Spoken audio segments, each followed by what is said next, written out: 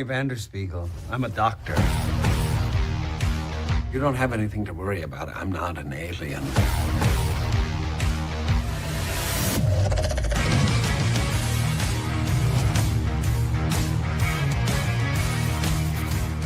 All right, look, that's one creep some bitch, right? It's okay for people to be a little bit different sometimes. This is some bullshit. You bastards are gonna own me. Are you ready? You bet your ass I'm ready. You know, I'm not a big fan of that bark like a chicken, cluck like a dog stuff. They think they'll beat the devil. Nobody beats me. You can run, but you can't hide from Crazy Eddie. Evil events from evil causes spring. Aristophanes said that. I told you, good shot to the face always gets the juices flowing. Come on, let's tango. So, Sit back. relax and enjoy.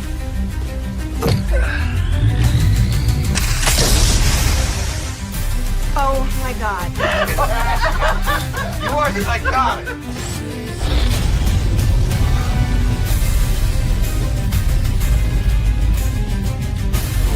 And when I return, I'm to drink a bottle of scotch, as if it were Chicky von Richthofen's blood, and celebrate his death. Can I get a hell yeah?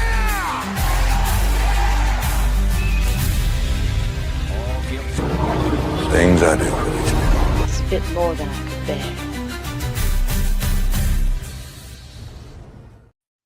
Welcome back to Nostalgia TV, everybody. You can punch in and you can not punch out. We are the Graveyard Shift of Forgotten Television Shows, and we are back with another season of Resident Alien from the Sci-Fi Channel. And just to address something really quick, there has been some discussion about why we're covering this show and that it really wasn't canceled. Yes, it was. It's changing networks from season 3 to season 4. That is the epitome of a cancellation. You do not change networks. You want to talk about Supergirl season 1, jumping from CBS to then the CW network, otherwise known as the CW. That was canceled and got renewed on another network, and they changed a bunch of shit. Same thing's happening. So as far as we're concerned, this got canceled, everybody. It just moved to another network, and that's okay. That's okay. But we are back. I never watched this when it first aired, so I watched this for the first time recently. And my wife actually watched the last few episodes because apparently she had watched this with my mother-in-law actually a couple years ago. And she actually remembered quite a bit of season 1 and the first half of season 2. And she did not like what season 2 was doing. She thought season 1 was pretty okay. And we'll get into like my opinion. But Kevin, do you have an initial opinion on season 2 here? So I want to say my wife agreed with yours, pretty much like verbatim. Like didn't like where it was going. Dude, I thought I divorced her. I thought she was all yours after that. Like, bro, I'm sorry. So I was kind of like, oh, well, shit. Because like Amy had already seen it. Brandy was way ahead of me, but then I caught up and passed her and finished the season. Yeah. But I didn't dislike it. I really didn't. It didn't bother me that much. Was season 1 better? Yeah, probably. I mean, this is a kind of concept where, you know, it had one good season before it had to jump a shark in a way and transition what the show was. And it still maintains its initial spirit, I think, but it did change quite a bit. They had to add new characters. They had to add new angles. They did do a lot of things really well, but then they left a few loopholes out, like, oh shit, we forgot we had this story open. We'll come back to it. Yeah, they did stuff like that. Then, of course, the children took a little bit more of a backseat to the show for a large part. Like, we didn't see like Max and like, God, what was the girl's name? Sahar. Yeah, we would see them every so often. it was kind of a background plot until like basically the end of the season, and then it would come back to the front. But then they'd also take another step back and they'd be gone for the last couple episodes. So I'm kind of wondering like where the show's going with them in general, because we did have like Terry O'Quinn's character. He could see, he could see Harry in his true alien form, but he's gone now too. And then we encounter like another layer to the story of what's going on with Earth and what's going on with the alien attack and the end of days event and what's really going on and what's not going on and then what's really going on. So it gets a little convoluted towards the very end, but it does make sense and it's not so complicated. So disregard my like little summary of that really quick. We'll get into it when we're covering the actual episodes of this. But honestly, like except for the first like 6 or 7 episodes, this is a pretty solid season and I do like where it's going, and the ending, it got me. I kind of saw it coming, but I didn't know exactly what I was going to get with the cliffhanger ending of it. Yeah, like it wasn't surprising, but it dropped your jaw like someone just slapped you like, oh, they did do Well, and when you look back at the season, it's like they are hinting at this all along. Yeah. Like it's like breadcrumbs all the way to the end, and it's like, and if you remember the whole season, bitch, we got your ass. Yeah, between the things with Liv when she was a kid and Ben both, like there were breadcrumbs between both. So we may even find out in the 3rd season that maybe even Liv was abducted at one point and doesn't remember. Right. Probably not. Good. Right. Because that's where the injection of like the gray aliens comes in. And that's where the plot really starts jumping is, are we jumping a shark or are we just including the nefarious race that's out there? Because it doesn't really become clear until about halfway through the 2nd season that there's something more going on here. And it doesn't involve Harry's race. Yeah, they're not the bad guys like they actually called off the damn attack. Yeah, it wasn't worth our time. Sorry, we don't want to get involved. Nope. Yep. We're out. It's like the Bloods versus Crips, and they find out, oh no, the Japanese Yakuza's over here. Okay. Yeah. We're out of here. We are not fucking around. As long as your business does not interfere with our business. Mwah. Yeah. We got the cocaine. We got the dope. If you want to do the blue meth, that's on you. And we'll blue meth. It's Kool-Aid. So, it's an interesting dynamic. I like the inclusion of a lot of things. What I didn't like was a lot of the messaging in the first half of the season. Golly, it was like a frying pan, wasn't it? I told Amy after the 3rd episode, I nearly wanted to say, I'm not watching any more of this shit. 3rd episode was really I nearly hard. told you the same damn thing too. And you told me this, you kind of made a comment to me while we were kind of watching in prep for the show, like, these first few episodes really aren't all that hot, and you weren't digging like the messaging either. And I'm like, after that 3rd episode, I just wanted to be like, you know what? Fuck this show. I don't want to watch it anymore. But to the show's credit, they do stop that shit, and they only bring it up here and there in like little dashes, like a minute here, 30 seconds there. They do lighten the hell up. It's just the first like handful of episodes, like, whoa, we need to back the fuck off. That's way too much. Yes. It's not that the message was wrong or bad.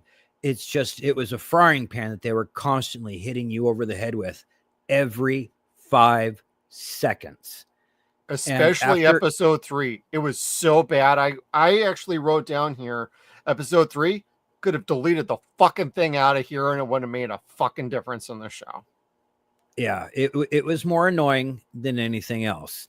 And It was aggravating. It's not because it was not aggravating to me in the sense because they were making the point. It's just that they wouldn't get away from the point. Like you could have a generalized theme and not repeat it so many fucking times. Like it's just bad writing. Stop repeating yourself. That's all you're doing is repeating yourself. And we've seen shows. This is our whole point of Nostalgia TV, Suns and Shadows, how it started off as with canceled TV shows. We've seen shows dating back to the 80s, to the 70s that would have a message somewhat like this, and they wouldn't fucking hit you over the head with it for 45 fucking minutes straight. Like I really did want to see one episode that did do it. And it's like, Jesus Christ, stop already. And it's the modern sensibilities that made me go, Roke.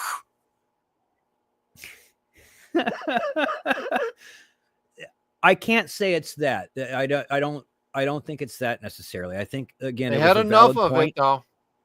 That's fine.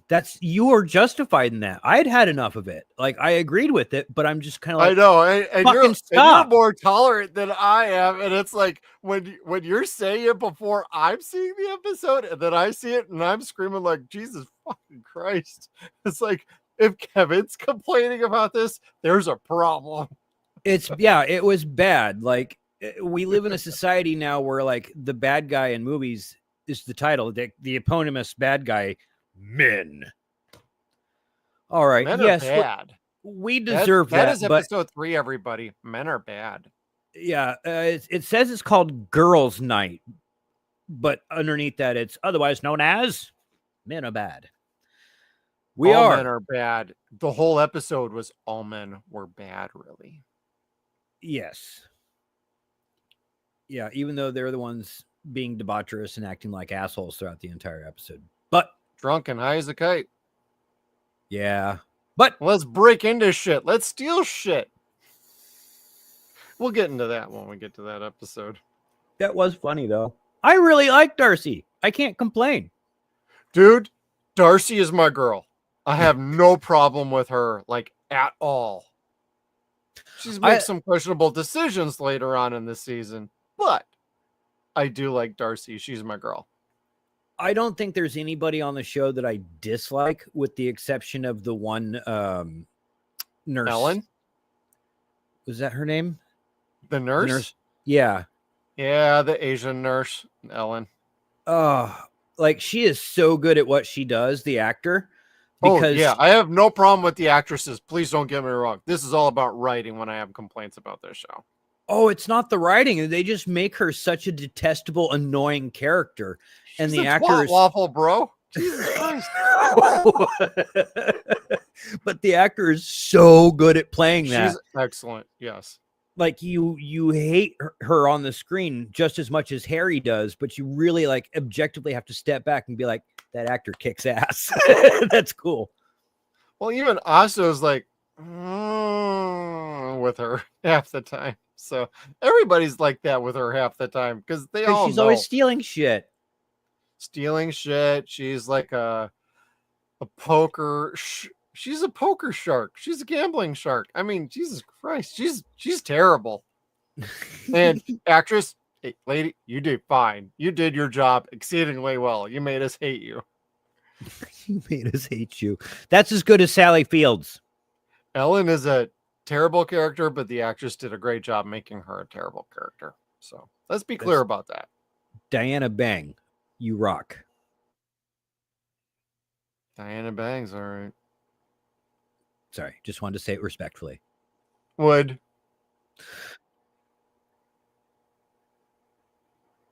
Good. Damn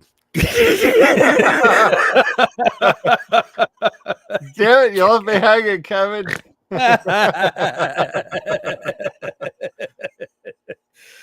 Oh, shit. But no, you're right. Hey, welcome to Friday night, everybody, with Nostalgia TV. Just saying. That episode was not good.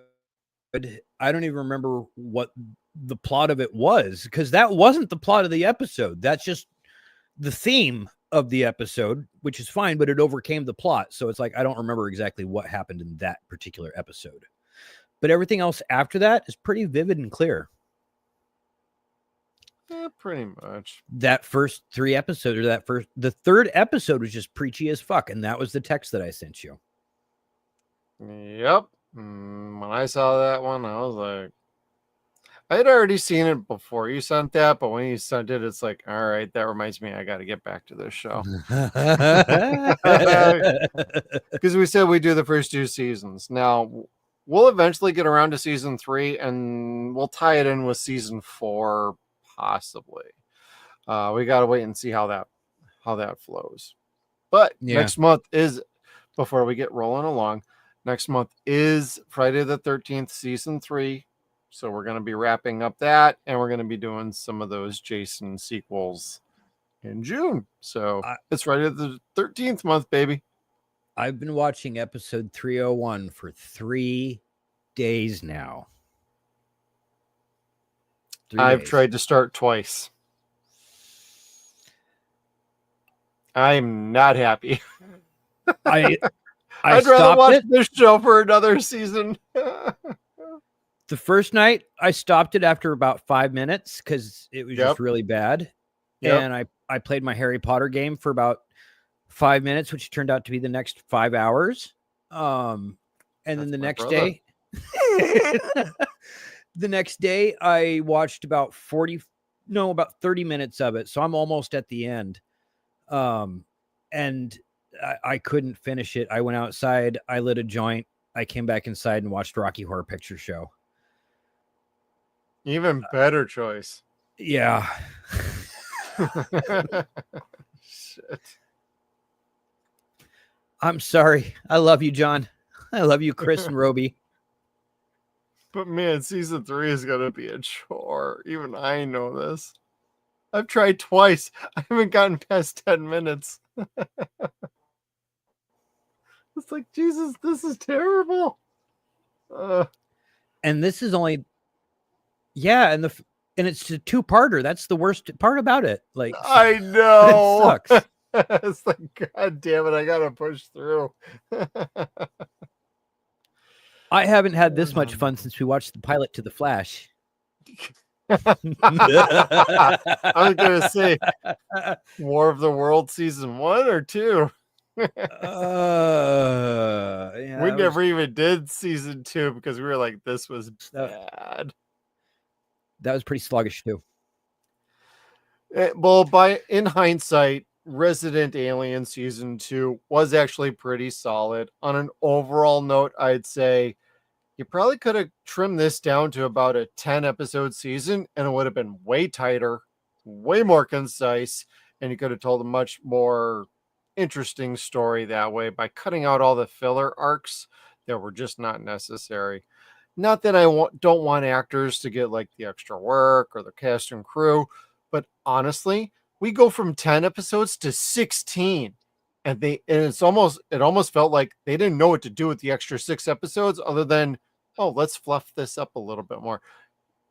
Unless you have a fucking story to tell, don't do that. And they didn't. Because they left a whole bunch of fucking plot holes open. Yeah. And it wasn't intentional. Or was it? Because sometimes writing really, is you could tell fucking it really lazy like I'm that. sure with they TV had a shows. roadmap. Yeah. Like, oh shit, we forgot to go back to that. Or we didn't have time to go back to that. We didn't have the budget to go back to that. They told us not to go back to that. There are lots of different reasons, but it seemed like they just kind of threw a bunch of ideas in the hat, started making a roadmap, and then lost bits and pieces of the car along the way, or bits and pieces of the train along the way. Or the spaceship into a set of Benoit balls. That was cool. I did like that. It's like, I didn't know what I was expecting when Harry's like, yeah, we got to get rid of this ship. And then it just turns into like a set of Benoit balls. Like, oh, shit, why didn't you do that to start with? Right? So much easier to hide.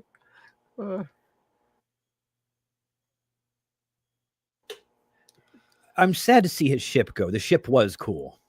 Oh, that was freaking rad. And they actually go back to that a couple times. Yeah, but the Benoit balls didn't really have that much of a payoff to them. Not really. Yeah, that's true. Other than like the kid getting a beard, like that was the best part about it. Growing hair on his chest, on his back. And Sahar having to like wax him. That was great. It was so then funny. he makes some smart ass comment and she's like, yeah, I'm not gonna feel bad about this. And she just yanks at the wax on the back. I'm like, oh, woman, you are brutal. Yeah. She wears the pants in their relationship. Yeah, they're totally gonna be a couple at some point. But from what I understand, she takes a little bit of a hiatus in season 3 due to other scheduling commitments. So she's not going to be around as much in season 3. Oh, bummer. That stinks. She's a good character. I do like her. I do. And I'm the one that's typically like, fuck kids. I hate kids in a show. Because this show has a lot of violence in it. It's got a lot of swearing. There's no nudity. She's the smart one, honestly. Yeah, the kid is the smartest one. And it's not condescending to the audience to see the kid smart. It's not like watching a John Hughes movie where if you're an adult watching it. God, shoot me with that. God. It's pretty fucking condescending. Like, I'd punch that kid in the fucking throat. That's how that would end. This isn't really like that. Like the kid is just legitimately a fucking gifted young child. Mm-hmm. And her nemesis is Harry, which is fortunate for her. Hey, she could stand up to him, no problem. Max seems to be a little more goofy with their relationship with Harry, so. Max wants to be his friend, but he's scared of him at the same time. But Harry's his daddy, Kevin. By the end of the season, that's kind of the joke, is like, you love me like I'm your son. That's right. Because he saved Max. Yep. And Max calls him out on it. You like me. You care. He's like, shut up.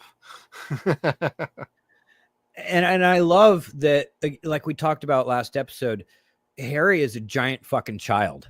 He is a dangerous creature, but he's a giant child. So it's like he gets no greater pleasure than arguing with Max. And it's delightful to watch. Oh yeah, and every time he tries to call him some weird ass name, it's like he's trying to find some sort of way to like stay mad at him, and he's finding it harder and harder to stay mad at Max and not be like, okay, I actually kind of like this kid. Yeah.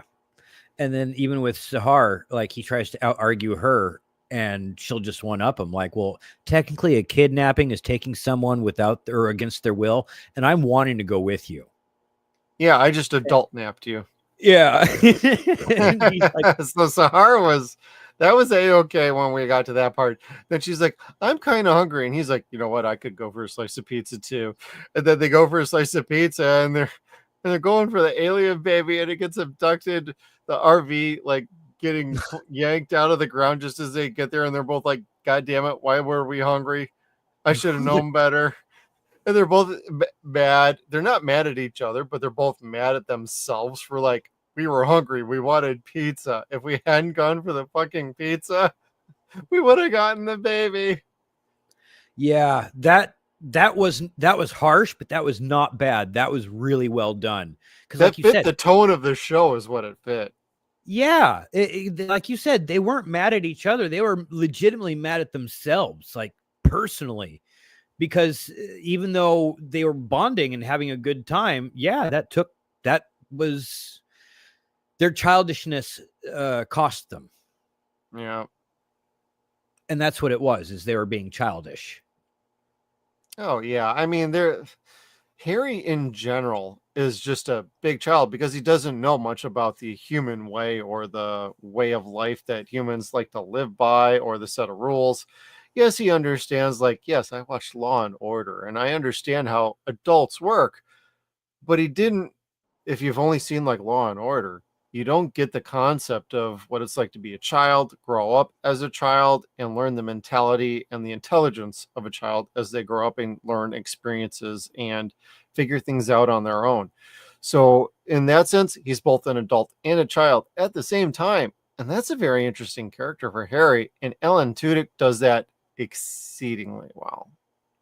Yeah. And they're the writers, when they're not making like the same point over and over and over again, they do really well at showing it what an apex predator he can be and a big baby at the same time. Yeah, when he wants to get mean and vicious, they let him get some badassery in there. They show a psychological journey with Harry, and it's so fascinating because he's very much written like an autistic person is, where the world is new to him all the time, and sensory overload because everything is new all the time. And he's very bright at the same time and has one up on people at the same time in certain respects, but not enough. So, I mean, they do a very good job with Harry, and I'm just flabbergasted. For as smart as they could be, they had really dumb and lazy writing in episodes, because the rest of it was just conceptually awesome. Yeah, it's like when Chris Sheridan was writing the episodes, it's like, okay, we're on point with storylines, but when they brought in like a name you haven't heard of before, it's like, those are the episodes that seem to be like, what are we doing here? Like, can we just focus on the actual through line and get moving here? Because you actually have a really good story to tell. And that's why I'll bring this up like time and time again in this particular season. This was 6 episodes too long. It just was. You could have trimmed it down. Okay. Yeah, I think so. On the generous side, you could have cut 3 episodes, enough to cut it down to 13 episodes, which would have been just fine too. But 16, honestly, this season felt long, especially when you're trying to watch it like we do. We're not binging it in one day. We're watching it over the course of multiple days. So we get a break in between episodes. But at the same time, it's like, even doing it that way, it's a slog to get through at times, because the filler episodes are legitimately filler episodes that don't need to be there. When you're this many episodes, unless you're over 20 episodes, you should not be doing filler like at all. You just shouldn't. Yeah. And this had enough in it. It was too much. So, and I don't even know. I think season 3 had like, let's see, season 3 had 8 episodes. Oh, so when they got brought back, it was on a limited budget. And season 4 is at 10 episodes. So yeah, it was canceled, folks. Sorry. Yeah, just saying. I mean, there is some good talent on this show. You got a director and an executive producer in Robert Duncan McNeil, who Lieutenant Tom Paris, for all of you Star Trek Voyager fans out there, was pretty involved with this, and his fingerprints do show very well. He's an excellent director, and he does have some good insight. Having been involved with Star Trek, he was always a bit more inclined to the behind-the-scenes aspects, and I liked him in Voyager, so I have no problem with Robert Duncan McNeil. Yeah. Like, let's see, 1, 2...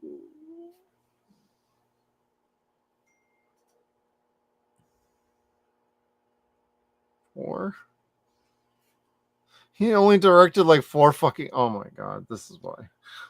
Jay and his wife directed the rest of them, I thought. Brennan Schroff, Warren P. Sonata, Kabir Akhtar, and Claudia Yami, Leah Thompson. Oh wow. Shannon Coley. So Jay and Cherry didn't direct any of these this season then? Nope. Wow. Okay, my bad. Shit. Because they directed a bunch of them last episode or last season. Jay directed episode 4 and 5 of season 1. Who's his wife? Cherry? She didn't direct any. Oh, I thought she did. Nope. Yep, that's no. Well, how do you like them apples, Kevin? They're a bit bitter and it's got a worm in it. But I love Jay, and Cherry's just as good of a director. I like when she directs shit too. But I thought she did. I'm sorry. My bad. That's okay. She'd be she'd work well. Let's see. No, she did direct one. Yeah. Sorry. I just like being right. No, too. she wrote. She didn't direct. Fuck. Close enough. Was it episodes 4 or 5? She wrote Autopsy. Oh. And that's the only one she wrote. I remember that episode. I just don't remember which one it was. Well, that's where they have to do the autopsy on the assassin being killed. Yeah. From New York. Yeah. Which is another thing that went nowhere. I don't know what to tell you about that. If anybody's seen season 3, you could scream at us like, they get to it eventually. You're talking about like a whole fucking year or two later. Jesus. Yeah. It's been, we're going to get to the 3rd season. We still have no idea why Harry killed Sam. Basically. Other than he was being paid to by these guys, by these assholes. So, and then Asta, I love Asta. She's a great character, but goddamn, does she got to get off her high horse? Yes, she does. I killed that guy. Good. I didn't like what they did with fucking Darcy. They made her a fucking drug addict in the second half of the show. Yeah, that kind of sucked. They gave her the Harry Osborn treatment. Yeah. I'm like, fuck. Come on. Like, and it's clear, like, it comes out of fucking nowhere. It's like, wow, this is a great idea for your second half of this season. The whole cortisone shot in the knee thing from Friday Night Lights. Yeah. The boyfriend finding the pills and then leaving, and so she hits rock bottom again. I don't know. There were choices made with this season. Yeah. Like the ski thing wasn't horrible, but no, that was a good idea, actually. Yeah. The hiding the being a pill popper and shit. Not so much. That message didn't need to be made again. Which lasted all of what, like 2 fucking episodes? Yep. So again, episode 3 was not the most preachy that they got, but they did get preachy this season. A few times. It's like they didn't know what else to do. Like, oh, we've got this point to make. Well, let's just keep making it. Well, we've got 40 more minutes to the episode. Make the point again. Again. And again. And again and again and again. 16 episodes, and it's like, uh-oh. Y'all should have been a little bit better prepared for this. But, yeah. On an overall level, I do like this season. I just have some problems with it. Well, mostly. So. Yes. For me, they were minimal. Well, by the end of the second half of this season, like the last 8 episodes, even with the Darcy being a druggie sort of thing, they do tighten it up and they get very, very interesting with it. It's more the first 8 episodes that feel like, what are we doing here? The last 8, okay, you clearly have an idea and we're getting right to that point. So the back half is actually really solid and it sticks the landing, in my opinion. And that's what makes me want to come back for season 3. Yes. Yeah. Well, again, even though the filler episodes were mid, there was no point where I was not being entertained in this show. I was. Well, I guess maybe if Harry wasn't on the screen. Really? Oh, man. Episode 3, brother. Girls' night. Oh, yeah. Yeah, you're right. Okay. Other Because than we're going to that, have to talk about that when we do breakdowns here. yeah. I mean, All we've right. already talked enough about it. We'll keep it brief when we get to some of these. We promise. We don't want to keep hitting the point again on the head again and again and again and again. I should get a frying pan gift. Bang! Bang! Or I should do this Stone Cold Steve Austin with the bedpan hitting Vince McMahon over the head with it. Oh, Bong. fantastic. Bong. I will remember that till the end of time. That's one of my favorite moments. Bedpan McMahon. And the irony is he was anyway. He was a shitty boss. But yeah. Bedpans. Oh, but anyways, so yeah, this every second season, I think, in a way, can be a step down from its first. Heroes most certainly was. God, I still need to see Heroes.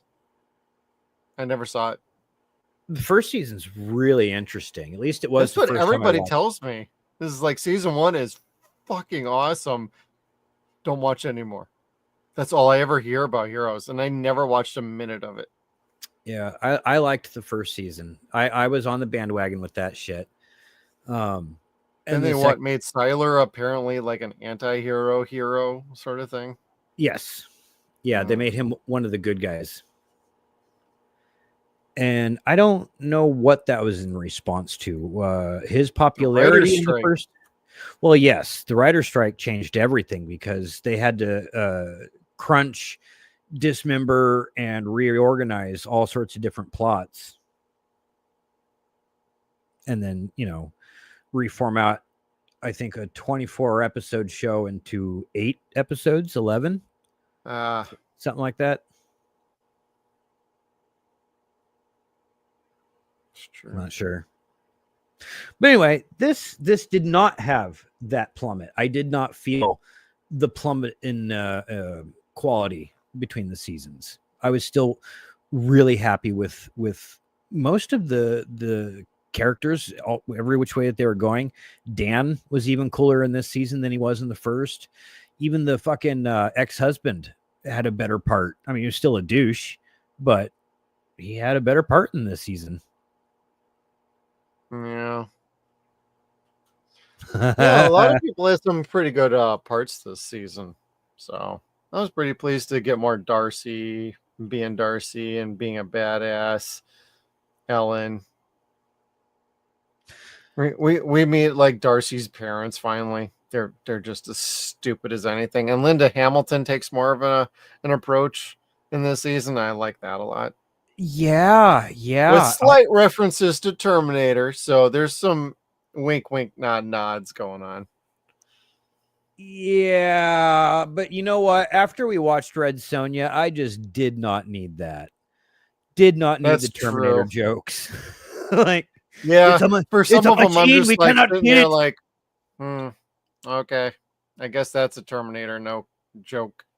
Okay, cool, whatever. I guess don't know, but nostalgia glasses need. It's fine for one or two moments. When they keep doing them over and over and over again, it's like, yo, you're wearing out the welcome on this. That's been the general like theme this season, is to like do things too many times. Yeah. So we'll say that's one of the negatives to season 2 is like they hit the same joke more than once, and they really beat a dead horse. Well, and same thing with like Harry in general as a character. It's like you keep treating him the same damn way and nobody's learning like at all. Like the show was smarter in season 1 than this. It feels like we were taking a step back from time to time with like Harry's character and everybody treating him like he's whatever. And then you got Sheriff Mike and like Liv, and they're still going on and on between the two of them. And I was like, oh my God, good guys, maybe you two should bang and get it over with. I thought they were going to be a couple. I didn't realize she was married. I got super upset. I'm like, so she's unceremoniously married off camera? Like, what the fuck is this? And they finally start showing her husband. When did this fucking happen? I'm like, wait, she's got a man? What the fuck? Like, why isn't he part of the fucking show? Every other person's fucking man is part of the show. But so we see him for like 2 or 3 episodes, and that's it. It's like, yo, what the fuck? Okay, so is he? When we first saw him, I'm like, is he the boyfriend? Is she just kind of going on a date with him? Oh wait, yeah. Wait, what? They're actually fucking together? What the fuck? Yeah, like, and then you find out. Do a better job setting this shit up. Yeah, it was done very unceremoniously. Like, yeah, I could not tell you her husband's name off the top of my head, but I thought her and Mike were fucking awesome. I thought at the end of season 1, when Mike came in on one knee and opened up the badge, like he was asking her to, kind of be his girl and deputy and shit. No. It was not that at all, which sucks because I think they're a good couple. Like, Mike's a fucking idiot and she's the brain. Well, Mike technically kind of hooks up with another county's sheriff deputy or detective. He uses his third leg for other reasons. Well, that was one of the things my wife didn't like. Is at first she's like, "Oh God, now everyone's going to know who he is," and then the next episode, she doesn't watch it for a couple days because that pisses her off. And then, of course, we saw in the next episode, Harry wipes their brains or wipes their memories. At first that's drawing us like, wait, what the fuck's going on? And they explain she doesn't like that they're gonna. Yes, but then she thought that they were going to pull Liv away so they could show Mike have a relationship with this other lady. I'm like, no, like the lady's hardly there at all. Like, Liv's still very much front and center. Yeah. So, like, I didn't have the same complaints. Like, I thought her and Mike were just as strong. Yeah, I mean, they do have a pretty solid relationship. It's just it went in a direction I was like, oh. But nobody called him Big Black this season. I was so upset. He did mention that a couple of times, though. He's like, but they call me Big Black. And like the other sheriff was just like, I guess you can call me Big Brown then. So that was pretty funny. I missed that. That's awesome. Yeah, I think I wrote that down, but I distinctly remember that when they first met, and he's like, yeah, they call me Big Black, and she was just like, I guess you could call me Big Brown from Jessup County. She wasn't putting up with that shit. I actually really liked her character too. So yeah. I really don't think there are any bad characters on this show. Like, even what about Judy? Judy kills me, dude. I love Judy so much. Like, I had a feeling you'd be like, would. My heart breaks for Julie so much. Like, she just wants to be loved. And her hairless cat. That was so funny, dude. I was dying in that episode when they were doing the interviews and talking about medical records, and I'm like, what the fuck is happening here? She's like, get back here. We need to put your coat back on. I'm like, oh my God, you're killing me. She's having to explain that she was giving the cat a bath, and Liv goes, I thought cats gave themselves a bath. And she goes, Kevin doesn't like the taste of oil of Olay. Yeah. Hey, Amy walked in on that episode. She's like, what the hell are you watching? And I'm like, Resident Alien. She's like, really? That's what she's like. I guess I'll sit and watch some of this with you, because it cracked her up too. She's like, what the fuck? The fact that I was dying and I had to rewind it for her. She's like, what are you laughing at in here? And I restarted that scene, and she's like, oh my God. She had a fat hairless cat named Kevin. I'm like, I feel seen. Kevin has been seen. Like, oh shit. Oh shit. This show. Anyways. Yeah. That's that. I think, did we just get to Judy and cover the last of the characters that we need to cover? I think so. Let me take a quick look at the. No, we missed a couple. We can get to them in the breakdown, but we missed the crazy twist of Goliath. Oh yeah. That's the Terminator kind of. That's what I was referencing, but we didn't specifically say like the time travel portal thing. Yeah. That At first, I'm like, what the fuck? Where are we going with this? He's dead, already? Oh, okay. Yeah, like he is Harry, but he's not. He's Harry evolved Future 500 Harry. years. Yeah.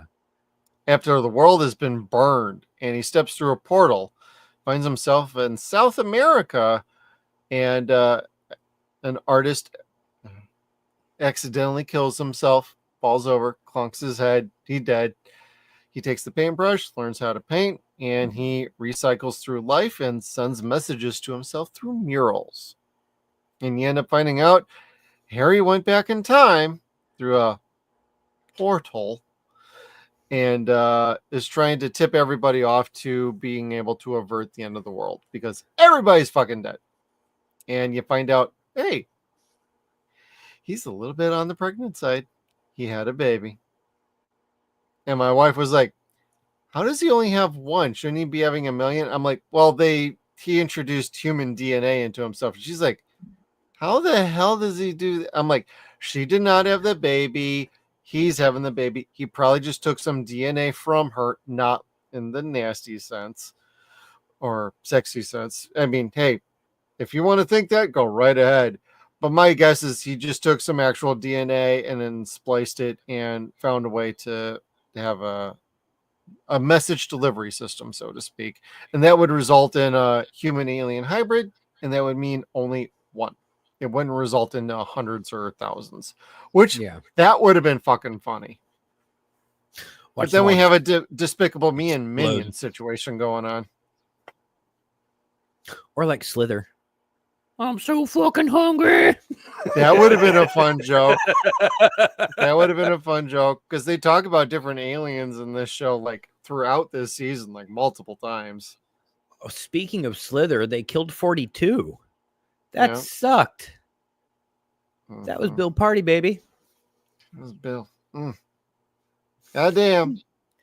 For those who don't know who Bill Party is, that's Malcolm Reynolds. Shit, Nathan Fillion. God damn. He was the octopus voice in this season. Yeah. And he was just glorious. He really was. He was great. You're going to break me out of here eventually, buddy.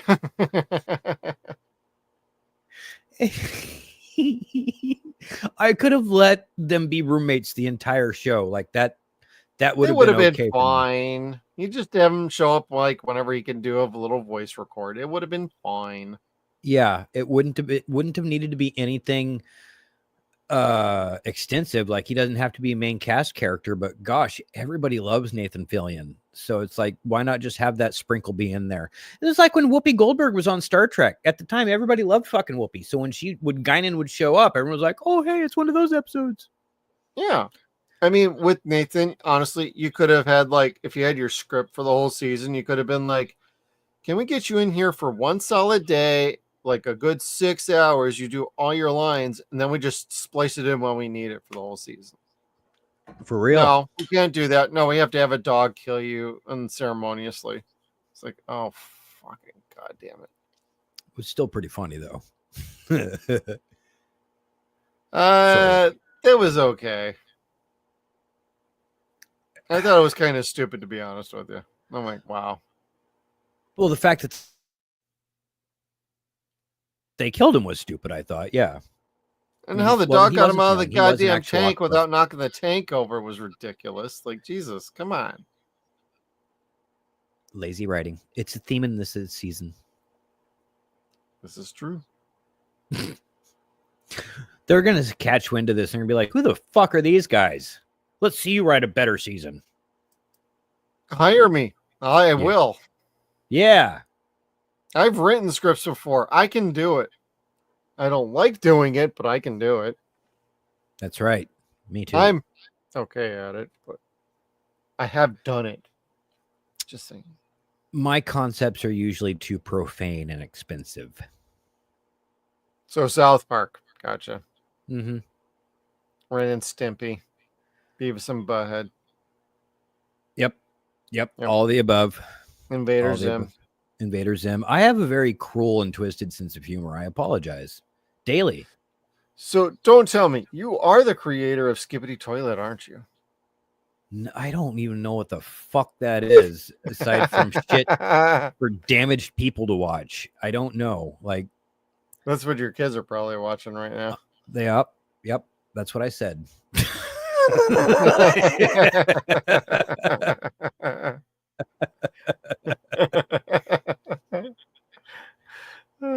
Like Zoe will tell you all about that shit, and I'm just kind of like, I don't know, Zoe. I can read. I have no idea what the fuck you're talking about. And special shout out to our chat buddies. We're Skippy in Toilet Idaho does this Mike and out this. there. Hey. What's up, brothers? Oh, I don't know, Kevin. Any other characters you want to talk about before we get into a breakdown? No, let's break it down, baby. Let's break it down. There's 16 episodes. Yeah, some of these will be quicker than others. And that's what our wives like. So, okay, so episode 1 of season 2. We get back from the conclusion of basically season 1, where Harry discards the bomb that was going to blow up the planet, but he realizes Max is on the ship. We pick up right after that, where he comes back to Earth, but they crash land. Max and him are both, well, more Harry is injured than Max. Max magically reappears back at home, and Harry ends up in a hospital with some memory issues. Everybody else is like, hey, well, let's try and get him to remember everything. And we start to get back into Sheriff Mike remembering the anniversary of the death of his former partner. And so that's basically what this episode follows. Now, as a follow-up to the end of season 1, I thought this was pretty damn tight. This was pretty dope. I was pretty happy with that. Kevin, what did you kind of think about this one? There was a smooth transition. I missed like the last 2 seconds of the end of the final episode. So like, thank goodness for the recap showing Max on the ship, because I was like, oh, okay, that's what happened. Like, I missed like that much of the ending. So I was like, you blink and you miss it sometimes. Yeah. So I mean, it was a smooth transition between his decision to save Asta, and then how he's wanting back up on the Earth, and then the ship is cloaked, and again he's walking down the street. It was pretty good. I'm not a big fan of the amnesia plot lines, or thank God it only lasted like about 30 minutes. Yeah, it didn't last as long as it could have. They did the jokes that were funny with it, where he's in an asylum and he's being totally honest and saying he's an alien, so they all think that he's a crazy guy. That trope was okay. That was fine. And I don't think they played that any longer than what they needed to have. Yeah. But you got a little suspicious right off the bat, going, oh gosh, is it going to be one of these episodes? Because when you think of that says a horrible thing about your show. It's going to be one of those type of episodes. Yeah. Like, never get typecasted that way. That sucks. Like, that's worse than being typecast as an actor. Being predictable as a show is terrible. Yeah. Well, what kind of threw me was Ben and Kate's relationship. After they beat up the FBI agents, all of a sudden they're all like hot and horny for each other, and they're continually escalating their sexual escapades for a few episodes. And it's like, what is going on here? Even Max calls him out on it when he screams about his chest hair showing up. And he's like, why are you wearing a cowboy hat, Daddy? It's like, Jesus Christ. They're gross. It cracked me up, but it's like, wow, this is involving some kinks I did not know existed. No king shaming. No king shaming. There is a correlation between sex and violence, I hear.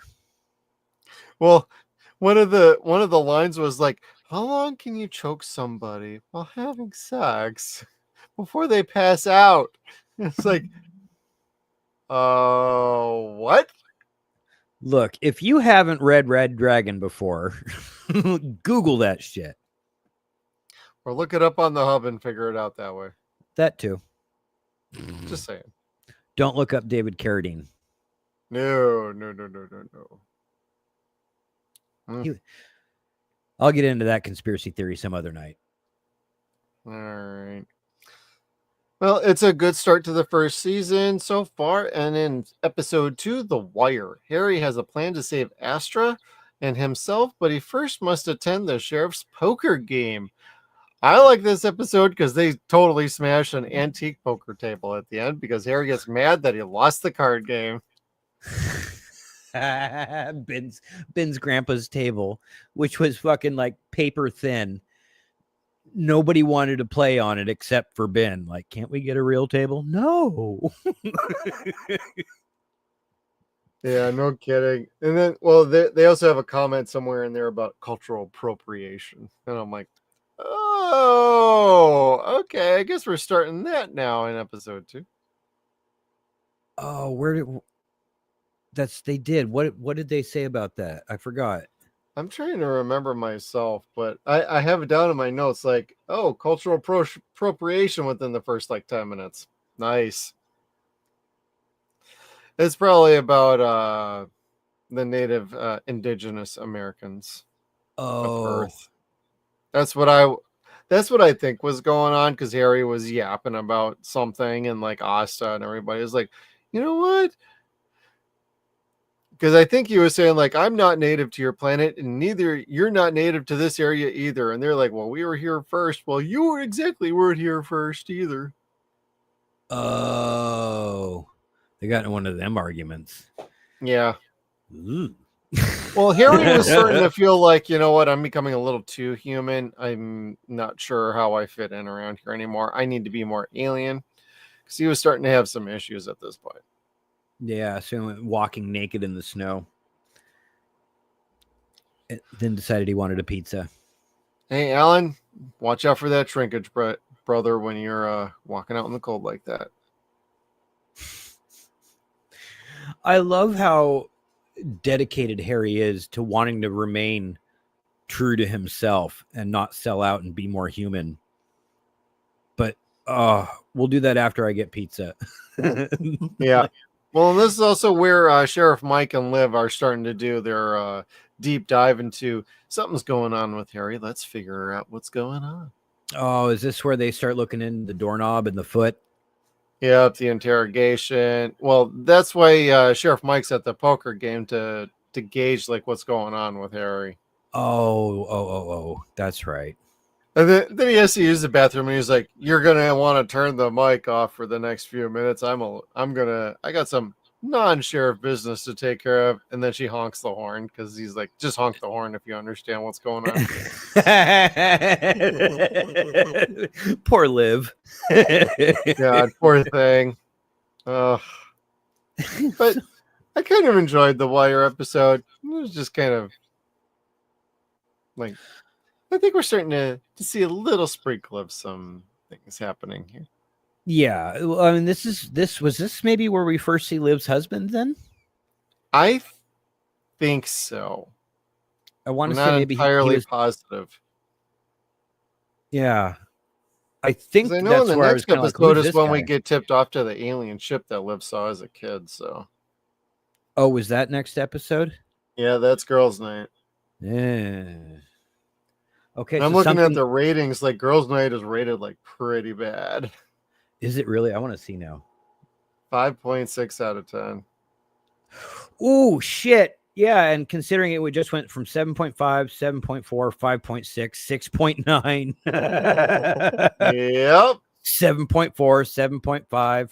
I don't think Girls' Night was well received. I wish we would have known that in the first 5 minutes because, like, we really hit that horse on the head in the first 5-10 minutes of this show. It's bad, everybody. It's man bad. It's all not men just are bad. Yeah. Yeah, it's not just us being like, you know what, really isn't a good episode and I don't like it. Well, I finally pulled up IMDb for synopses that are about like one sentence long.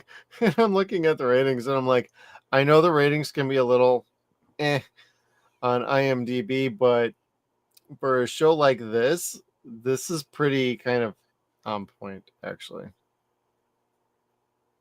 As I'm looking along as we're talking, I'm like, wow, this is actually this isn't rated well, like at all for the season in general.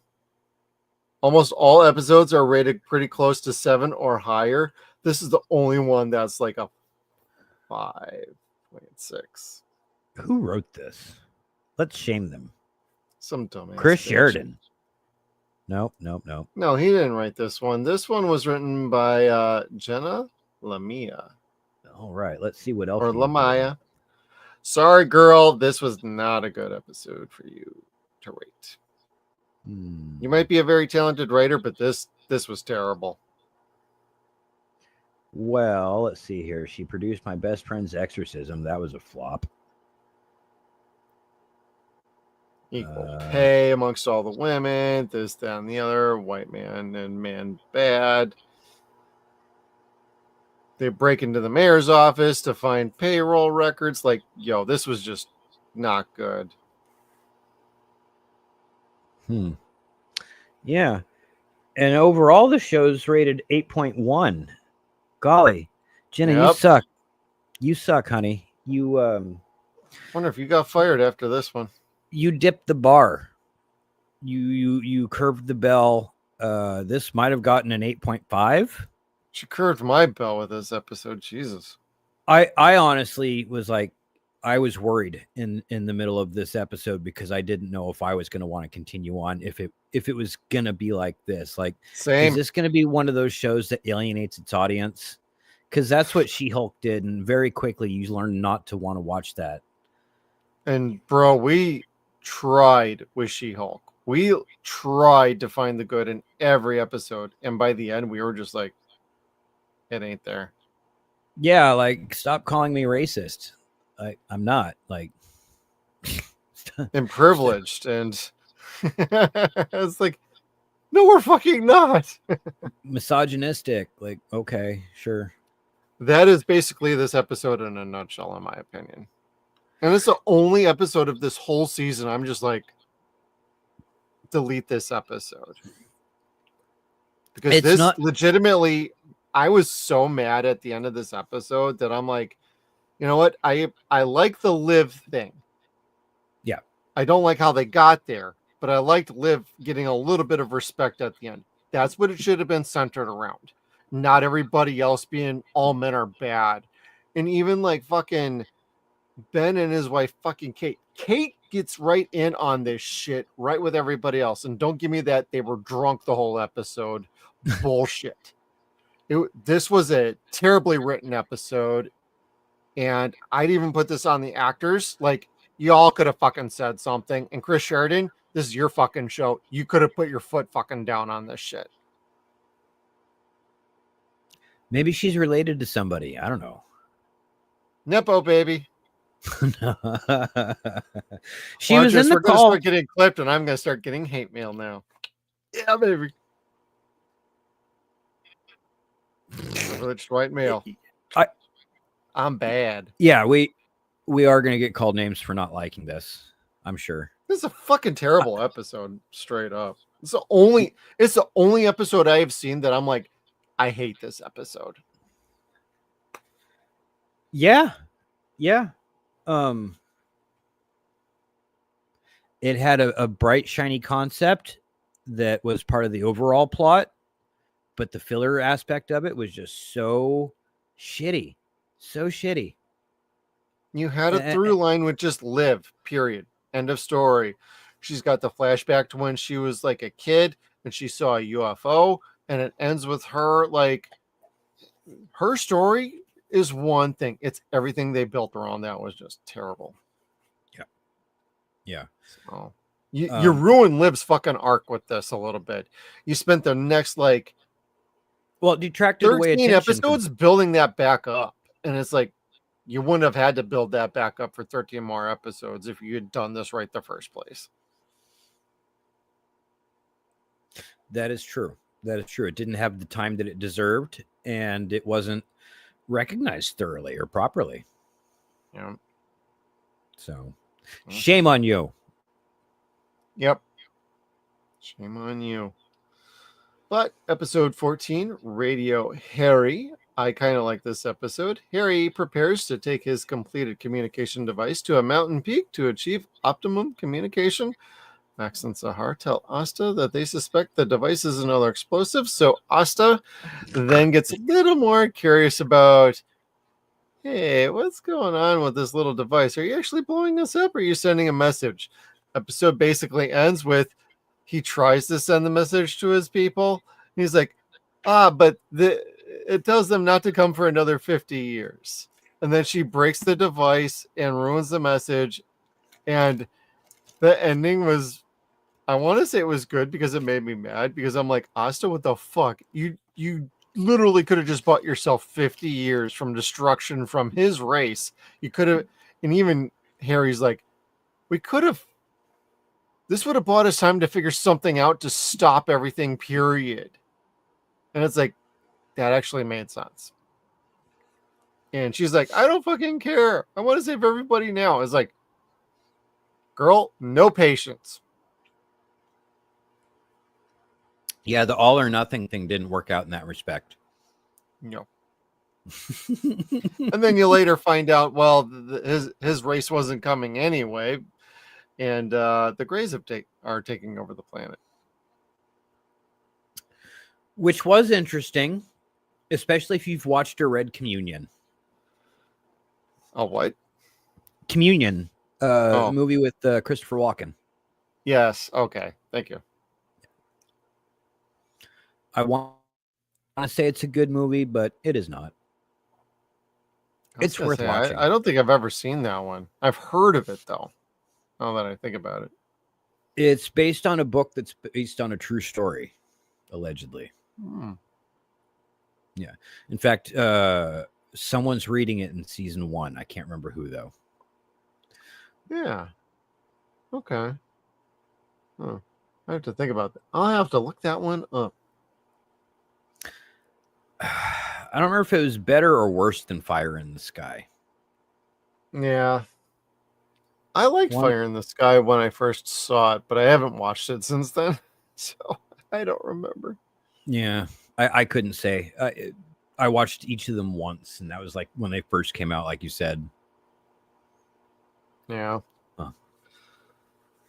Let's see. Radio Harry. I wrote down, Jessup has great Mexican food. And water. And water.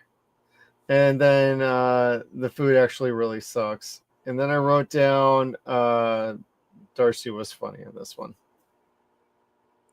I liked the mayor from Jessup. Where he was an ass. That was great. And Kate was initially like, he could be nice. He's probably trying to make friends. And then they find out, yeah, he's a freaking asshole. He's an asshole, and he's trying to make them look bad so they look good. Yep. He's just a piece of shit. The water's really not all that in a bag of chips. But it's purified from a special lake from like 10 years ago. Even I'm like, it's fucking water, dude. Don't you get hints of like mesquite and iron? And I'm like, what? Jesus Christ. Water tastes like water. It shouldn't taste like anything else. Oh, that's right, because they had the fires. Yeah. That's why I said mesquite. It's like, God damn it. That's right. That's right. That's fucked up. God damn. And this is also the episode where Harry gets a phone call from New York City, giving him an idea that he is not alone in this world. This is where we start to learn about Goliath. I think that's where the episode basically ends. So yeah, it's a good episode. Well, it was a full star higher than the fucking last episode. I'll tell you that. Yeah, no shit. But that phone call at the end is what popped me. I'm like, New York phone call? What the fuck? There's another alien out there? That was great. Mm-hmm. That worked. And the next episode is 2 stars higher than episode 3. Family Day. Harry and Asta's trip is interrupted. They're going to New York. It's interrupted by uninvited relative as the town celebrates family. And let's see. This is Harry's legitimate human daughter. Shows up. So this is kind of an interesting episode where it's like, I don't remember him and his ex-wife talking about a kid that they had.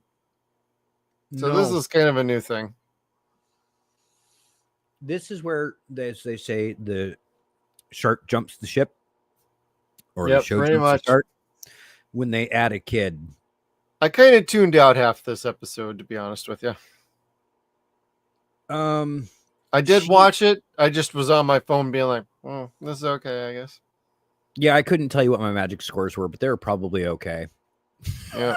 I mean, I do have some notes down here. I'm like, oh, Harry's got a daughter. Okay. Live She with the hates him. UFO. Family Day in and of itself was kind of funny because he stole an alien for her by the end of the episode, which was pretty okay. And let's see. My dad stole an alien, and then the play at the end reminded me of Adam's Family Values.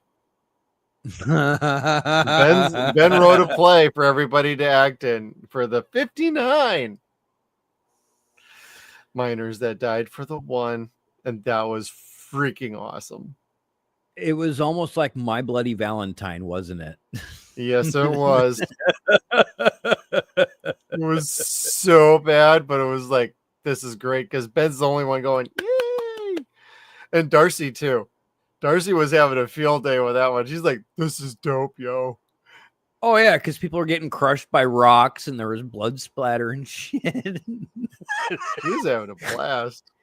And it was kids playing all these parts of people getting crushed by rocks in the mine. Yeah, that was awesome, dude. Bloody, disgusting. It was fantastic. And Ben's stupid ass, his head is so far up his ass that he can't tell that what he's doing is just pure madness. Yeah. He's just like, I just want to make a good play that talks about the events of our past, and we want to remember it and celebrate and excite. And bro, no, you're just making everybody miserable and depressed. Yeah, and Ben's biggest anxiety is that nobody likes him. And he works his ass off to make sure that nobody likes him. Like everything he does in this season is the wrong thing to do. Like, yeah. His wife supports him. Kate supports him. But even she tries to tell him, no, I do have to go stand with them over there now. Like, you're wrong. You need to stop or else. Well, and then they start introducing that whole, we need to put in a resort in here, and it puts a rift between Ben and Kate. And I'm like, okay, I see what we're doing here. Yeah. I mean, it worked. It wasn't the worst thing, but no. And it's another filler arc is what it is. Yeah. It had no bearing upon the overall plotline of the season. Yep. And it didn't last throughout the entire season, so it was just kind of there, a subplot to stand on. And it was okay, I guess. It was fine. Wasn't necessary, like you said. We're all waiting to get to New York to figure out what's going on next, and it felt like this episode almost was in the way of doing that. Right. Because we know Goliath has, well, we don't know that there's a message yet. Right. But you know that we know he's there. Yeah, and that there's something to see for Harry and Asta. What's going on with Ben and Kate isn't really that important at this point. Like, or all that interesting. They have some kinky sex, and then they're at odds with the resort. Yeah. And beyond that, that's kind of it. Like, there's the issue of whether or not Ben is more attracted to Darcy or Kate. And it's never that really comes up soon too. Yeah, that actually doesn't question at all. Like, he very much loves Kate. That's his wife, but it's his wife, so she annoys the shit out of him all at the same time. Like, she's kind of an overbearing bitch. Very controlling. Yeah. Like, oh, why is this coffee table moved by 3 inches? Did you move this? 5 minutes later, you moved that coffee table, didn't you, on purpose? It's like, dudes, we all know it happens. Yep. Just saying. We could tell stories.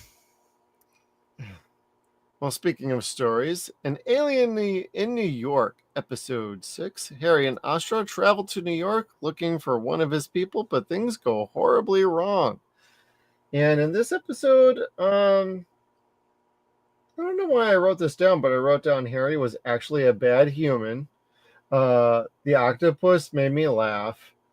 And the pie shop with Goliath was kind of funny, where they start to figure out, hey, wait a minute. Harry's in New York. The real human Harry was up to kind of some no good shenanigans.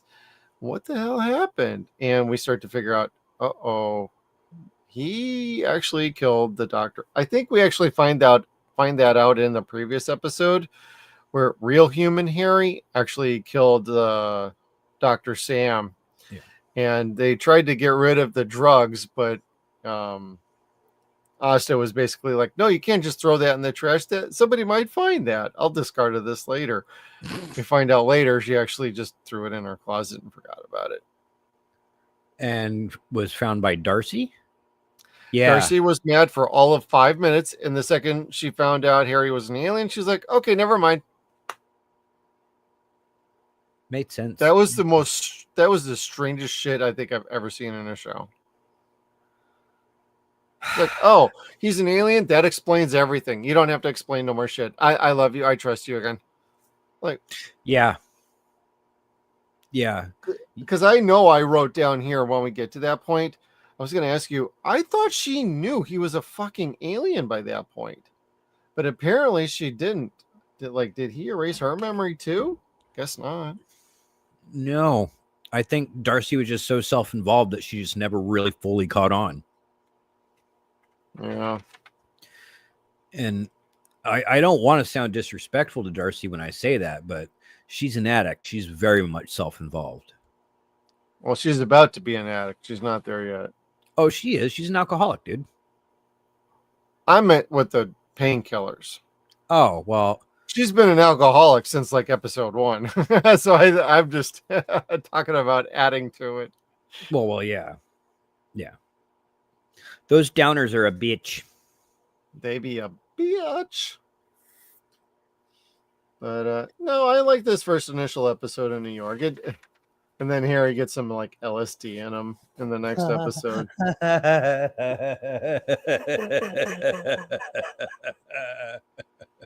Oh no, it's actually this episode 7, where he gets some LSD, and then by the end he's like, I'm on LSD and everybody's crazy to me.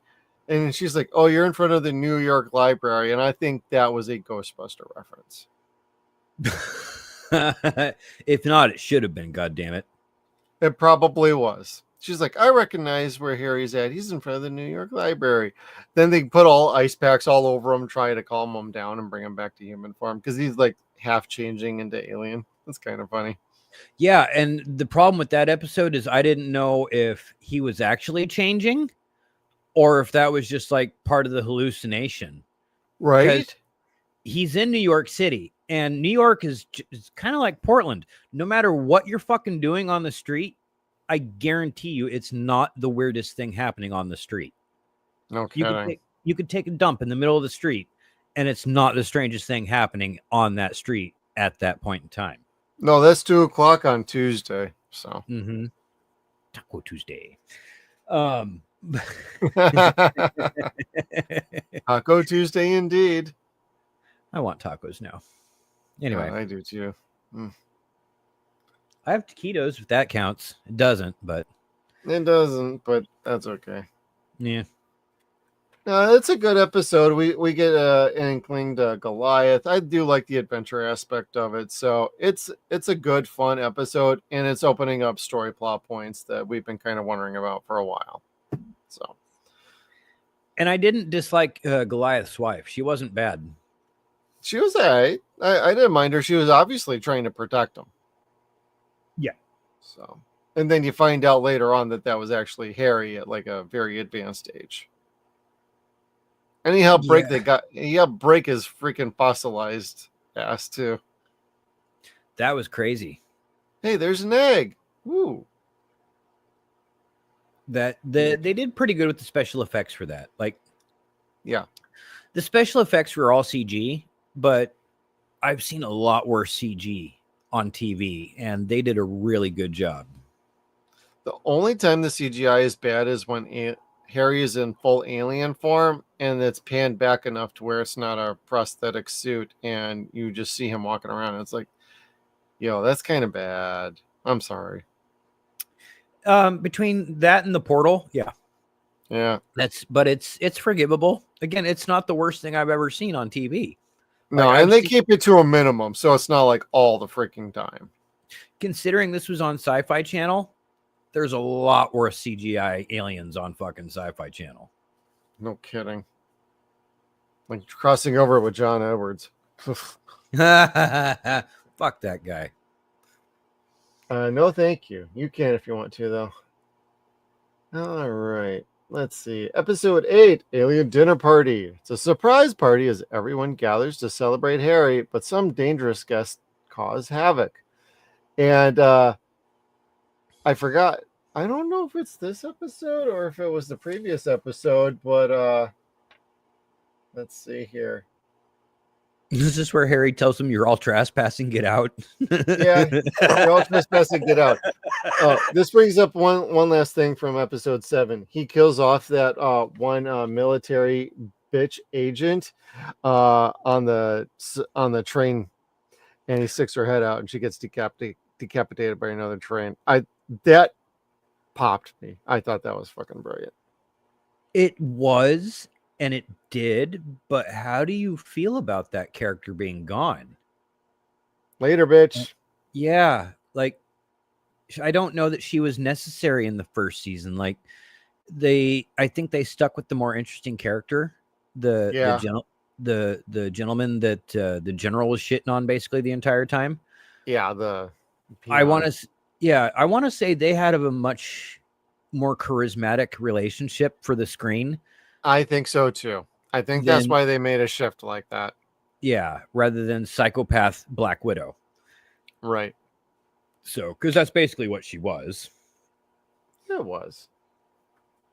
She's still cute though. Let's see. Okay, so Harry's birthday. Linda Hamilton is back again. And then the egg hatch starts. And it's a wild, crazy party while baby hatches out of the egg and starts running around and running amok. And then we get Sam's killer and him getting shot at the end, and Asa's like, oh shit, I just killed somebody. Yeah, and that leads into a really annoying slump. Yes, and I'm glad Harry wiped her memory and then I don't like how he had to give it back to her, though. Yeah, that kind of sucked. Like, he was right. Like, I was trying to help you. I was trying to make you happy. That's what friends do. And she did insinuate that she didn't want to remember that anymore. Yeah. And I think Harry did all right by her. Like, for one thing, it was plausible deniability. Exactly. And that's really what she needed more so than what she wanted, but she needed that. But she also needed to not have that on her conscience. Like, she shot a really bad man who was about to kill her friend. Yep. Fucking come on. It was also behind the person who killed Sam, the doctor, initially. Yeah.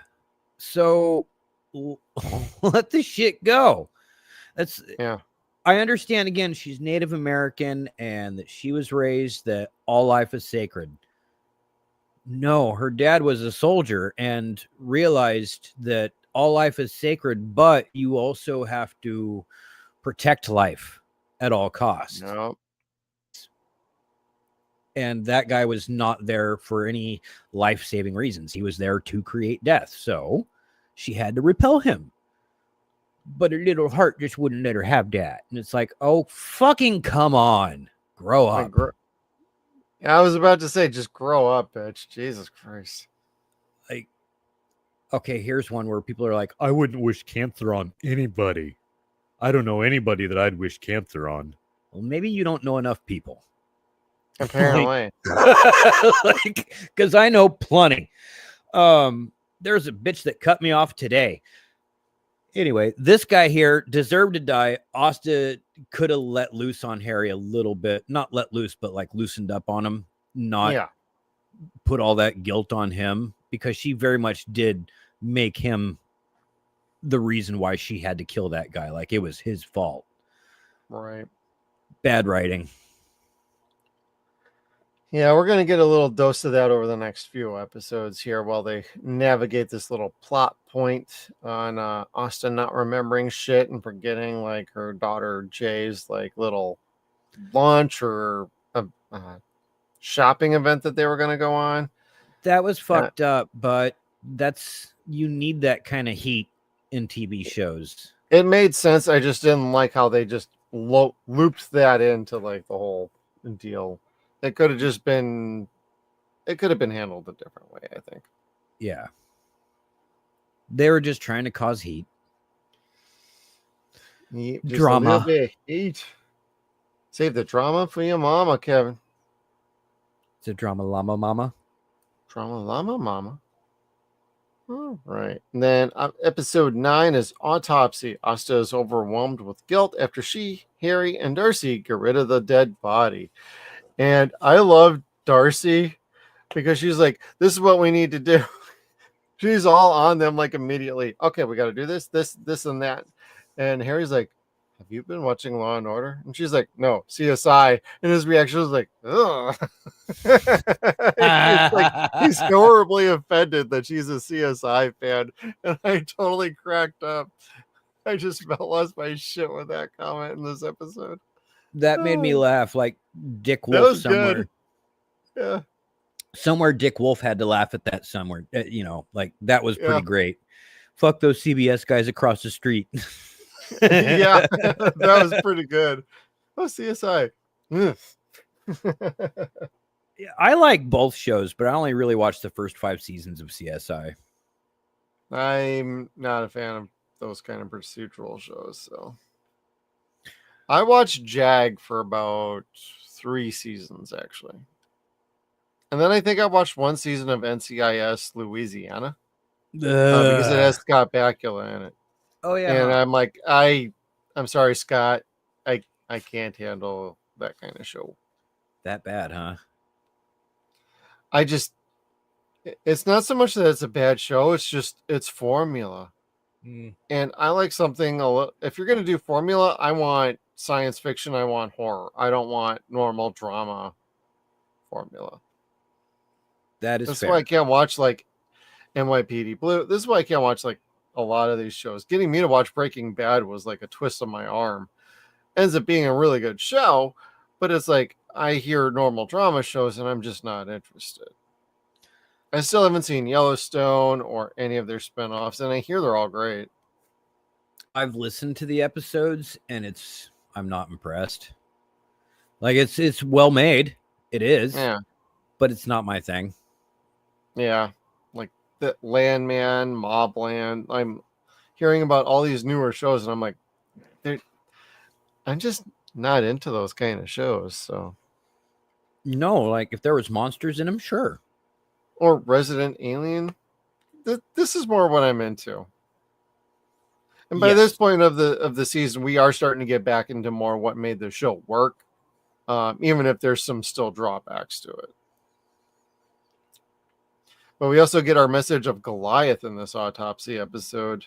Or no, it was at the end of episode 8, but this is more of the journey on. We got to find the kid because the kid ran off into the lake and killed like two of the mafia guys like cohorts, and so there's more dead bodies everywhere.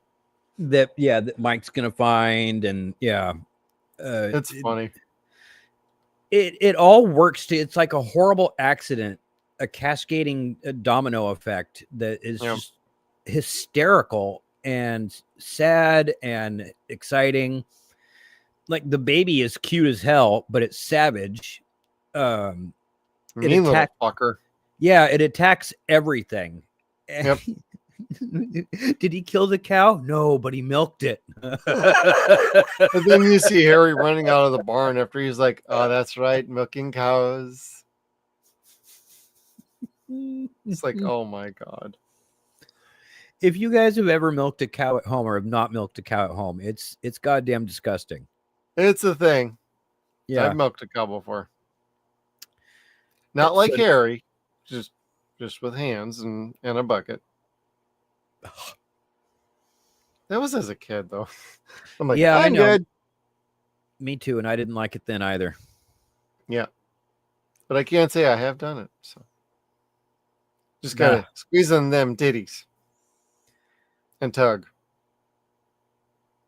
All right. Well, moving along. That's for tomorrow night. So, episode 10, The Ghost of Bobby Smallwood. Asta helps Harry learn how to deal with his newfound fear of death. So Harry is a little more concerned about his mortality, but we also get the little baby alien showing up as a replicant of a child that died many, many, many years ago, Bobby Smallwood. And I thought that was funny because like the old lady who you thought like had dementia or Alzheimer's, she sees the little boy and she's like, "That's my baby brother. You've been dead for 40 years or however many years."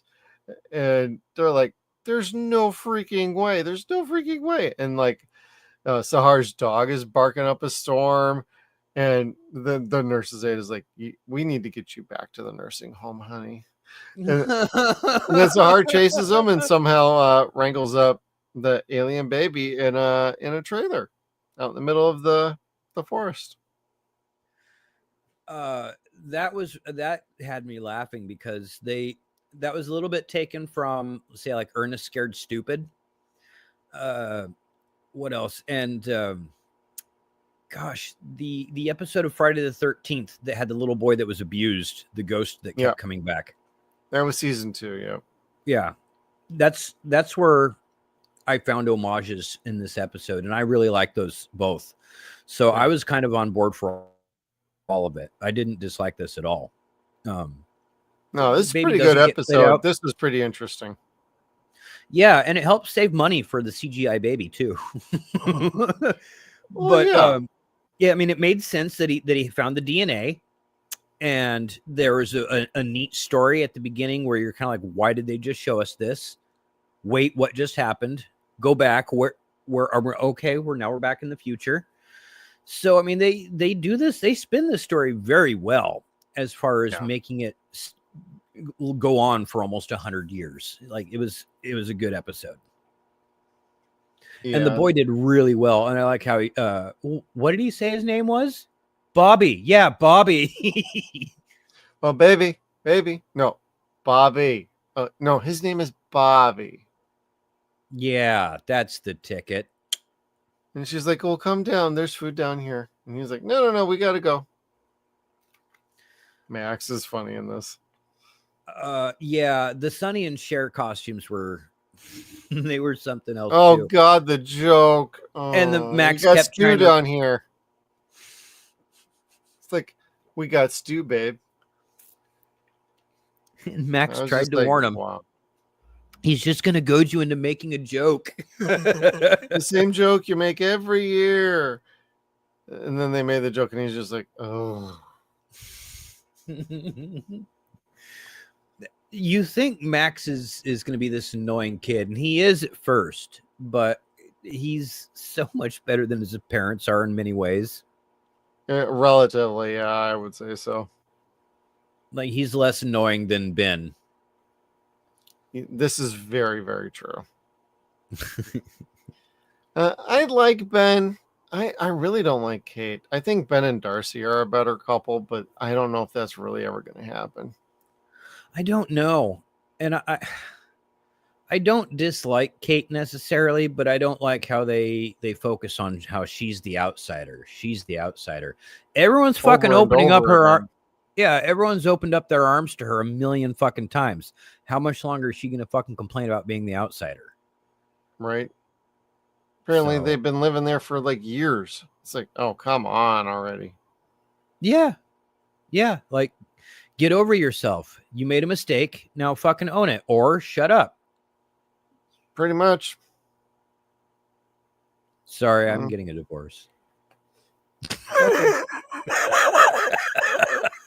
I liked being married, but goddamn it, Kevin, you just gotta leave me. I'm gonna go home and eat ice cream tonight by myself.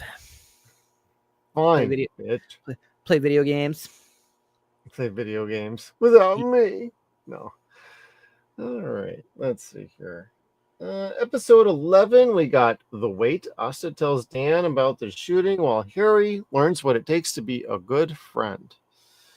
I don't have too much down on this one other than Max has to do chores for a set of drums. Alien Baby keeps running away. There was a comic book reference of BPRD in here. And Liv and Asta do their questioning of the town folk with their medical records. And Judy has a cat. A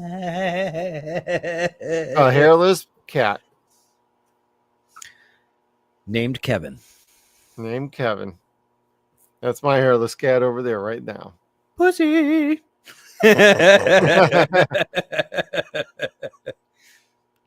Sorry, I haven't said it in so long today. That's okay. Pussy. I like this episode. It's a fun one. I like Liv and Asta actually like kind of doing more together than just Harry and Asta all the time. And Liv and Mike. So this was a nice dynamic change and I liked it. Agreed, because Liv has good chemistry with everybody on the show. Like that is just she really does. She is one of the best characters on the show next to Harry. Like I probably like Harry, or I'm sorry, Harry, Liv, Mike, Asta, Darcy. Like it would go down in that order. Like Liv's just the second most likable character for me. I agree. So to see her have the time with all the different actors is nice, because just having the dynamic of it being her and Mike is too limiting for what she can do. Right. I'd agree. Yeah. Well, at least Liv at this point has a nice little Mini Cooper she likes to drive around and stuff everybody into. I'm going to be thinking of two honks all night. Meep, meep. Okay, let's see here. Episode 12, The Alien Within. Ben struggles to get the townspeople to accept the resort while Harry and Asta find out the origins of Goliath. And let's see, what did I put down for this one? This is the poison water search with Liv and Mike. We get way more Linda Hamilton with Dr. Ethan. Although I think Dr. Ethan finally bites the bullet in this one.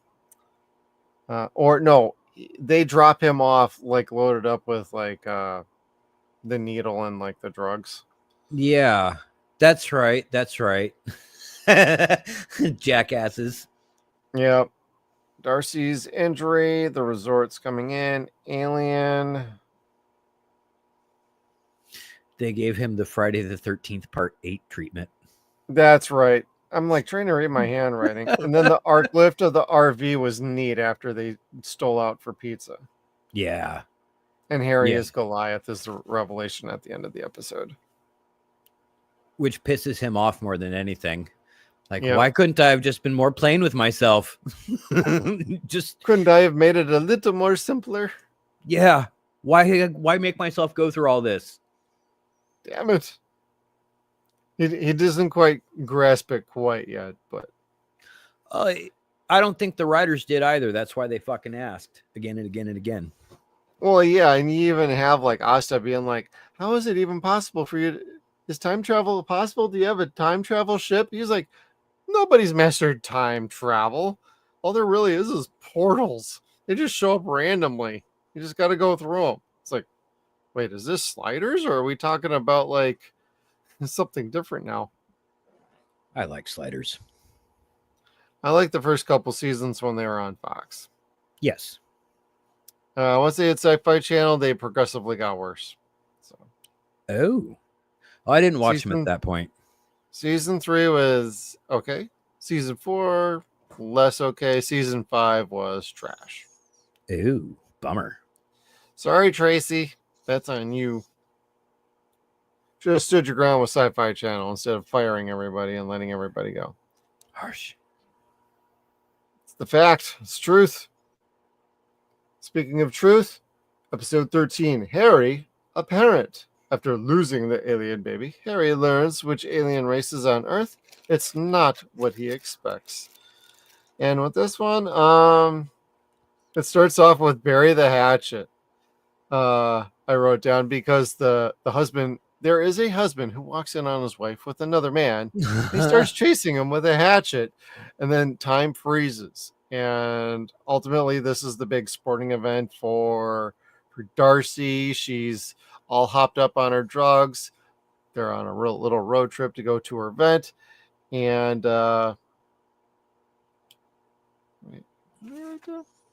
they start singing songs. We're off on the road to Judea. Oh, portals and time travel and Halloween is really like Christmas because of the weather. Oh, that's right. And this is where we get the introduction of the Greys, and George Takei voices the main alien Grey. So Lieutenant Zulu is in another sci-fi show. My wife, she's like, I knew I recognized his voice. What do I know him from? I said, Star Trek. No, what do I know him from? Star Trek. Heroes? Yeah, that's right. Oh, he was in Heroes too? Yeah. Oh, I did not know that. Everybody was in Heroes. Everybody. That was their attempt to make everything work, eh?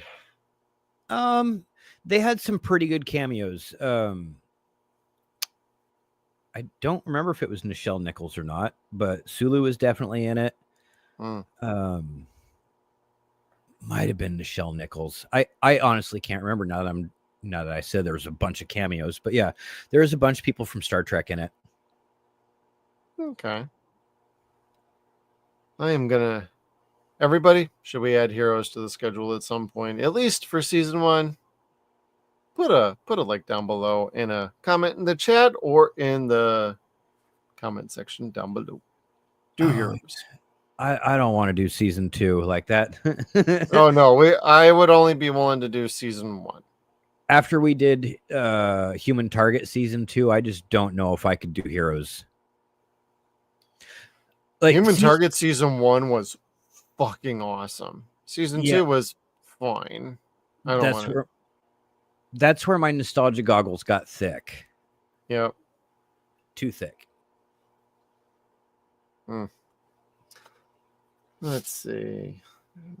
Alien Baby still on the loot. Actually, Alien Baby got kidnapped, and he's with Linda Hamilton's character, and she tries to get a little closer to the alien, who then reverts to its alien baby form. That was so precious because at this point she's fucking just depressed. None of them are aliens. Yeah, and she literally says that. She's like, none of these are fucking aliens. She's given up, and as soon as she gives up, that one turns into an alien. She's like, what the fuck? Yeah. Well, and you end up it is indicated in one of the episodes when Harry's there and he lets all the prisoners escape, they all have chips in their neck. So they've all been abducted by Greys. None of his alien species is there, but all the Greys have done something with everybody that was imprisoned. Yeah, the mole that's in their organization isn't for anybody else's organization. It's one of the Greys. And they're using this American organization to help keep tabs with what they're doing. Yep. So what that is, we don't fully know. We just know that the alien tracker's son is one of these people. Yes. And let's see, what is that? Is that the next episode? No, that's episode 15 when they infiltrate the base. Oh shit, that's way far then. Well, we're not too far away from that. Episode 14 is Harry goes head to head with one of his biggest enemies, and that's when Alien Tracker shows up again, Terry O'Quinn, and they run around town trying to get each other. And I like how Harry just grabs Judy while he's about to get cattle prodded by the Alien Tracker, and then goes inside and he's like, I want to have sex with you. They go inside and he's like, you know what? I changed my mind. I'm out of here. She's like, boy, that happens more often than you think. And then she sits right next to a guy at the bar and he's like, can I buy you a drink? And she's like, well, of course. Judy, you whore. I like when they're walking in. She's like, so this is finally happening, huh? I know. It's like, okay, I'm disappointed and left alone again. But, oh, hey, stud, you want to buy me a drink? It's like, didn't miss a beat. That was great. And Harry's like, what's happening now? Well, she also brings up the cat masseuse thing now, too, in this episode. It's like, oh, Lord. What the hell? Oh, no, that's actually Sheriff Mike. He used to be a cat masseuse. Because Ben's all stressed out and whatnot. And he's like, I'm a masseuse. Hop on over here, bud. And he starts rubbing his neck. And he's like, yeah, I learned how to do massages on a cat. And I got my PA. I'm like the most technically trained masseuse. And I've spent enough hours on a cat. And if you start shaking behind your ear, like, it'll go away. Just ignore it. It's like, oh my God, that's goofy as shit. And he was so like serious and like medical about it. There was nothing sexual or pleasurable whatsoever. He was like in there doing his job, like trying to kill this knot in Ben's neck. And it was so fucking funny because Ben's kind of like got this like deer in headlights look. And I don't know if it's all of us as the audience did too, to be fair. Well, it's like they're giving you the impression that it's like a homophobic type thing, but it's not. I didn't get that impression. Yeah. It's very much like, oh my God, Mike's touching me. Like it's a very personal. What is Mike doing? Mike's insane. Like it was hysterical. It really was. It was one of those good comedy moments, in my opinion, because you just assume, oh, you're telling me you're a certified masseuse. Oh, awesome. Oh, that feels pretty good. Wait, you learned on a cat? Wait, what? It was a stray? Oh, wait, you don't have feeling in your right arm? Okay, I'm out of here. So it was pretty funny. I liked it. Let's see. Baby transformation, Terry O'Quinn, fake alien shit, flashback. And what is the difference between a tavern and a pub, Kevin? Because there is a difference. Oh, God, I remember them talking about that. I do not remember, though.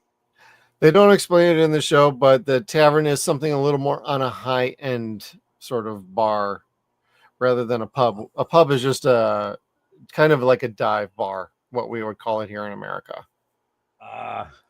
As opposed to some fancy bar, you know. Tavern has food. Yep. So that's messed up because I've eaten at some really nice pubs. So have I. Well, that's cat and mouse. We got 2 left, everybody. Let's see. And these are the final 2 episodes of the season. These are the most highly rated ones, too. So, episode 15, Best of Enemies. Harry has an unexpected partner as he tries to infiltrate a military base to find his alien baby. He is teaming up with the alien tracker, and they end up finding alien tracker's son as well as Harry's baby. And I like how they get up to the gate, and Linda Hamilton's character is out there. She's like, what the hell are you doing here? Because he's screaming like, I'm not going to talk to anybody but so-and-so. She shows up. They see the alien inside the crate, inside the van. And he's like, you know what? Yeah, it's like, act mean, Harry. But then, you know what? When we go inside, we could talk about a little more of our details. And she's like, no, we ain't going anywhere. Yet he's completely surrounded by military personnel. any other government agency would have put a bullet in his head on the spot and been like, no, we're taking this guy inside. Exactly. Especially Amy said the same thing. I was thinking the same thing. I'm like, okay, now you're kind of stretching this show for a little goofiness here. Yeah. At that point, I would have had just Harry like tear everybody up and just stroll in and get your kids out of there. Kinda like take them all out now. Yep. But no. This is also where we get the introduction of Ben sleepwalking. Is this where they first mention it? This is where it first starts. Yep. And right here at the end, so that it kind of comes out of nowhere. And everybody, there was an arc with Kate at the beginning of the season about her being pregnant, and then about episode 4, oh, she's not pregnant anymore. Yeah. And the next episode, we find out exactly what the hell's going on, though. Yeah, but the sleepwalking thing, I thought they'd mentioned that previously, but no, I guess you're right. They did mention it late, didn't they? Yes, they did. So much for those little breadcrumbs they were placing here and there. Yeah, it's like, oh, hey, we might want to get this in by the end of the season so we could tee up for next season. This is where I think you cut a few of these filler episodes out and subplots, and it tightens everything up a lot better. Yeah. More concise. But no, I like Ben sleepwalking. It gives him something a little bit different than just being the idiot mayor sometimes. Yes. So I think it helps add anxiety to him, more of a three-dimensional human being aspect to him. Like, there's something going on with Ben. What could it be? Yeah. Well, and you also find out with the alien tracker, what's going on with him is when Harry took his implanted device out of his neck for the Greys, he could no longer see his son anymore, who was taking out of his wife's womb. And then she thought she lost her baby. They thought they were lost, but the Greys would sometimes come around, grab them, take them back to their ship, and show him their child. And that ends up paying off in the next episode, where you end up finding out Ben and Kate's baby. Yes, they did have a baby. It wasn't a false negative. It was taken out by the Greys as well. And that's how the episode ends in the season finale. I hate to get too far ahead on that, but we're basically here at the end anyway. And that's a important subplot going on that actually kind of pays off. Yeah, it was the one part where you feel kind of gobsmacked. You're like, oh shit, like they are kind of savage. What's okay? Because all they do is tell you that the Greys are savage. You don't see it firsthand until that very end moment. And then when you see it, like, it is so in your face, where you're just kind of like, you're a little terrified. There is a little bit of terror as to what the Greys could do. Right, because up until that point, it's like they're just standing around and being like, you're messing with us. Don't mess with us. Don't mess with us. Here at the very end of the season, it's like, oh shit, what are you fuckers up to? Yeah. Holy shit. You got human forms of yourselves, and you guys are nasty, and you could stop time and do some damage. And then you're also stealing babies out of wombs. Holy shit. That's kind of twisted. Yeah. Like, of all the experiments that you're doing and that you could be doing, like, unborn children is like, nasty. Nasty. Could be worse. It could be the what were they called? The Arcdraconians or whatever. Yeah, the reptilians. Yes, that was funny. They kept bringing that up between Max and Harry. The Arcdraconians. The Arcdraconians. No, it's not the Arcdraconians. It's the Greys. I love how fucking Terry O'Quinn just has this look on his face, like, you know about them. Yeah, that's pretty funny. At least he's playing an American in this one. Yeah, right. No Santiago. No Santiago from Harsh Realm with Chris Carter back in '99. Oh, God. No, this is a pretty good setup to the final episode of, I believe, in Aliens. Harry comes face to face with his greatest enemy and makes a choice that may affect Earth forever. The Greys basically tell him, "We have made a treaty with your people. You will leave this planet now. This is now our planet to do as we see fit going forward. You leave with your baby and get the hell out of here." The funny part of this episode is basically Harry screaming about, "How did you get my number? Even the telephone company won't give you my number." And then the guy tries to convince him, "Yeah, we got it from the telephone company. They do not give out telephone numbers." And you end up finding out, okay, it was the Asian girl at the oh, Ellen? Yeah. Okay. Yep, that checks. And then Harry's like, okay, sure.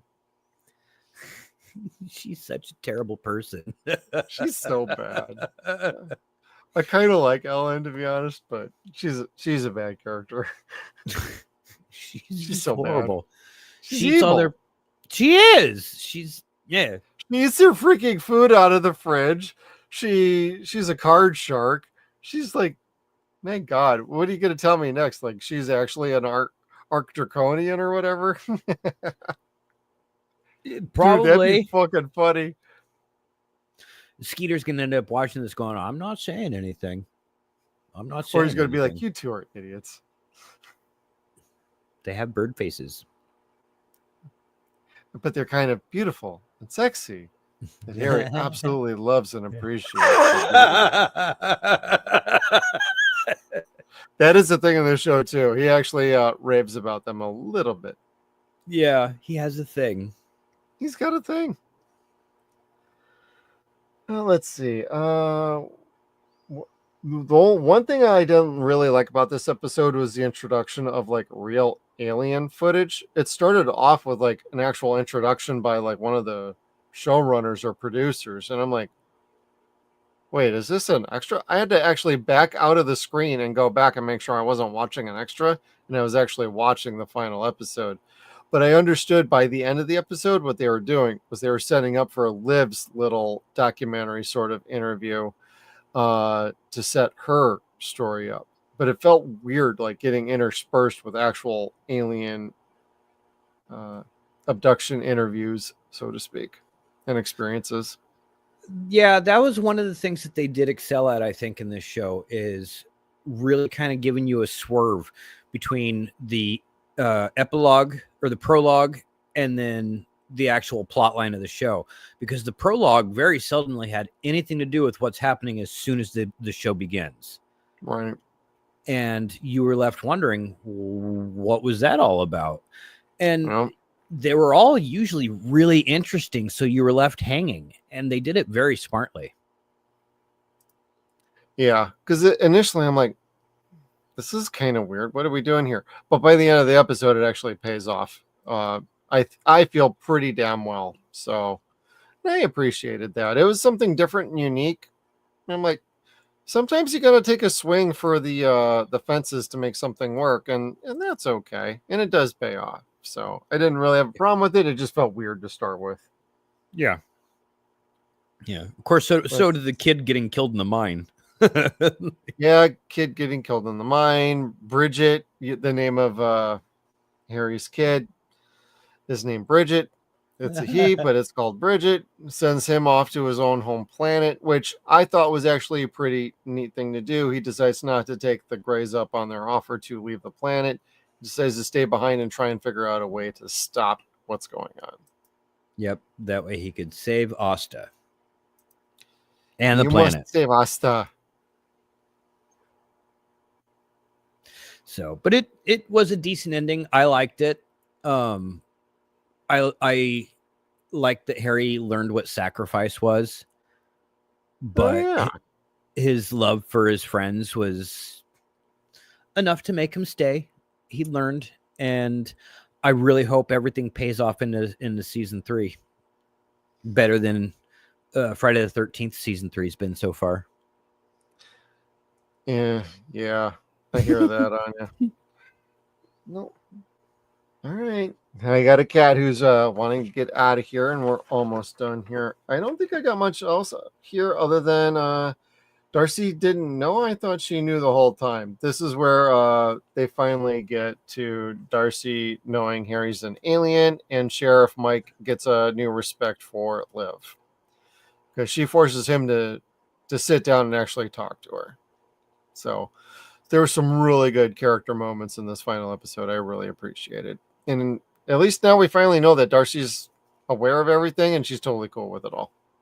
Yes, and Mike is supportive enough of his partner that he's going to break the law for her. And I appreciate Yeah, they hit the too. fucking truck. That's right. I forgot about that part because she was totally enthralled with the alien tracker Liv.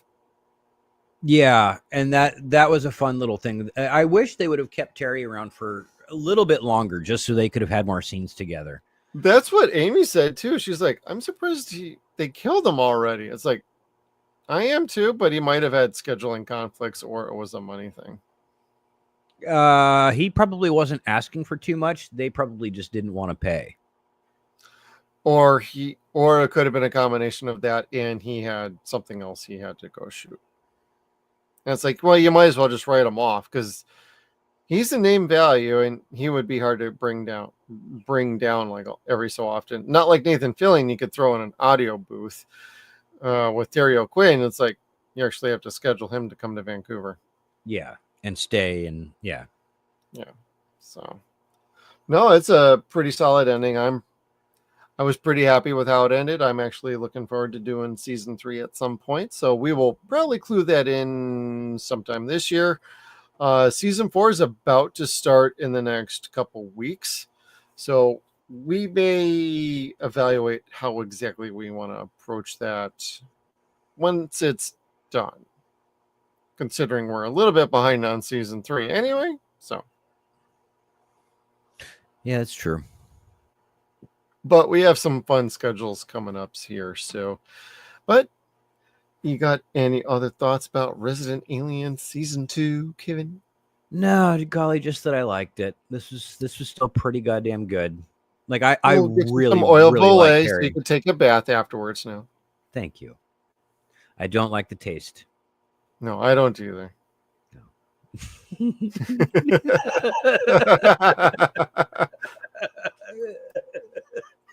No.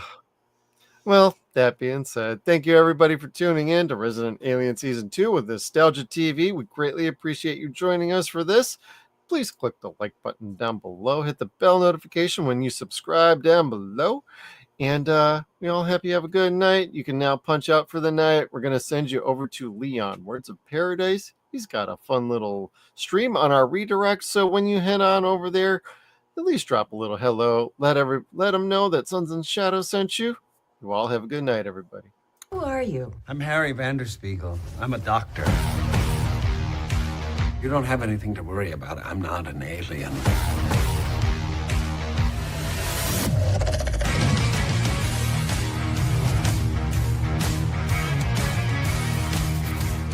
All right, look, that's one creep for some bitch, right? It's okay for people to be a little bit different sometimes. This is